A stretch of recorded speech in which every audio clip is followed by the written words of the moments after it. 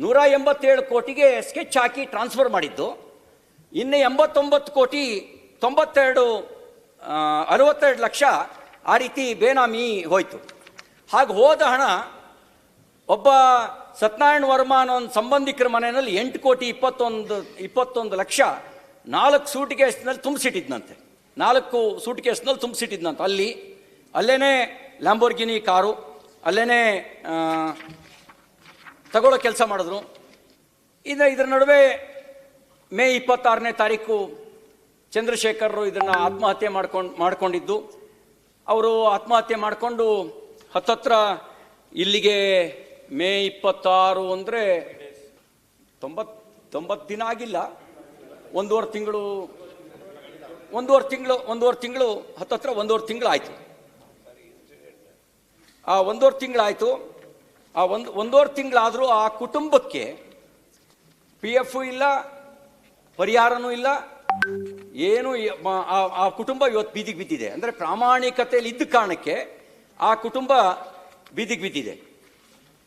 Death note ನೋಡಿ, ಆ Chandrashekhar death note, ಅವರು ಡೆತ್ ನೋಟ್ ಬರೆದಿರ್ತಾರೆ 26ನೇ ತಾರೀಕು. ಚಂದ್ರಶೇಖರನ್ P ಆದ ನಾನು ಈ ದಿನ ಸ್ವಇಚ್ಛೆಯಿಂದ ನೇಣು ಬಿಗಿದುಕೊಳ್ಳುತ್ತಿದ್ದೇನೆ. ನನ್ನ ಸಾವಿಗೆ ಕಾರಣರಾದವರ ಪಟ್ಟಿ ಈ ಕೆಳಗಿನಂತಿದೆ. ಶ್ರೀ JJ ಪದ್ಮನಾಭ, ವ್ಯವಸ್ಥಾಪಕ ನಿರ್ದೇಶಕ, ಮಹರ್ಷಿ ವಾಲ್ಮೀಕಿ ಪರಿಶಿಷ್ಟ ಪಂಗಡದ ಅಭಿವೃದ್ಧಿ ನಿಗಮ ಮತ್ತು ಅವರ ಸಂಗಡಿಗರು. ಪರಶುರಾಮ್ ದುರ್ಗಣ್ಣನವರ್ ಲೆಕ್ಕಾಧಿಕಾರಿಗಳು.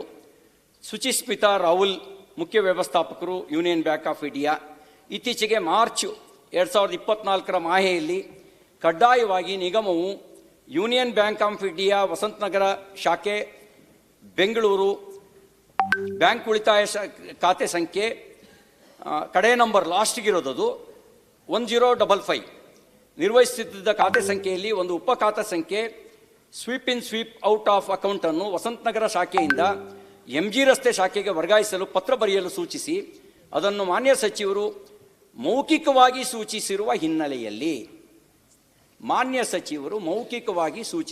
ಹಿನ್ನೆಲೆಯಲ್ಲಿ ವರ್ಗಾಯಿಸಲು ಕೋರಲಾಗಿ ವಸಂತನಗರ ಶಾಖೆಯ ವ್ಯವಸ್ಥಾಪಕರು ಶೋಭನಾರ್ ಅವರು ನಿರಾಕರಿಸಿದ ಹಿನ್ನೆಲೆ ಉಪಖಾತೆ ಸಂಖ್ಯೆ ಕಡೆ ನಂಬರ್ ಹೇಳ್ತೀನಿ, ಲಾಸ್ಟಿನ ನಂಬರು 9653 ಒತ್ತಾಯದ ಮೂಲಕ ಜೀರೋ ಬ್ಯಾಲೆನ್ಸ್ ಅಕೌಂಟನ್ನು MG ರಸ್ತೆ ಶಾಖೆಗೆ ದಿನಾಂಕ 4/3/2024 ವರ್ಗಾಯಿಸಿ ಸದರಿ ಖಾತೆಗೆ 187 ಕೋಟಿ ರೂಪಾಯಿನ ವರ್ಗಾಯಿಸ್ತಾರೆ. 4/3/24 25 ಕೋಟಿ, 6/3/24 25 ಕೋಟಿ, 21/3/24 44 ಕೋಟಿ ಹಾಗೂ ರಾಜ್ಯ ಹುಜೂರ್ ಖಜಾನೆಯಿಂದ 43 ಕೋಟಿ 33 ಲಕ್ಷ, 21/5/2024 50 ಕೋಟಿ, ಒಟ್ಟು 187 ಕೋಟಿ 33 ಲಕ್ಷ ರೂಪಾಯಿನ ವರ್ಗಾವಣೆ ಮಾಡ್ತಾರೆ.